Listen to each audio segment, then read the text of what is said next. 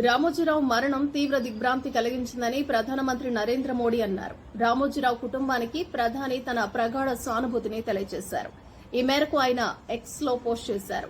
రామోజీరావు మీడియాను విప్లవాత్మకంగా మార్చిన దార్శనికుడని, పాత్రికేయ సినీ రంగంపై చెరగని ముద్ర వేశారన్నారు.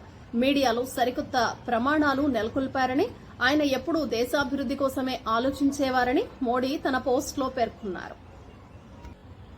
ఈనాడు గ్రూప్ సంస్థల చైర్మన్ చెరుకూరి రామోజీరావు అస్తమయంపై మాజీ ఉపరాష్టపతి వెంకయ్యనాయుడు సంతాపం ప్రకటించారు. ఆయన ఆత్మకు శాంతి కలగాలని ప్రార్థించారు. ఆయన కుటుంబ సభ్యులకు తన ప్రగాఢ సానుభూతి తెలిపారు. రామోజీరావు అంటే క్రమశిక్షణ, సమయ పాలన, నిబద్దత అని అడుగుపెట్టిన అన్ని రంగాల్లో సరికొత్త ఒరవడి సృష్టించారని కొనియాడారు.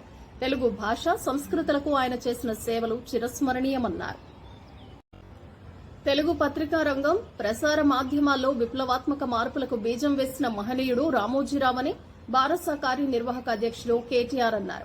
ఫిలిం సిటీలో రామోజీరావు పార్థివ దేహానికి ఆయన నివాళులర్పించారు. అనంతరం కేటీఆర్ మాట్లాడుతూ ఈ నష్టం సామాన్యమైనది కాదన్నారు. రామోజీరావు మృతి తెలుగు పత్రికా రంగంతో పాటు ప్రపంచంలోని తెలుగువారందరికీ తీరని లోటు అని అన్నారు. ఆయన కుటుంబానికి ప్రగాఢ సానుభూతి తెలిపారు.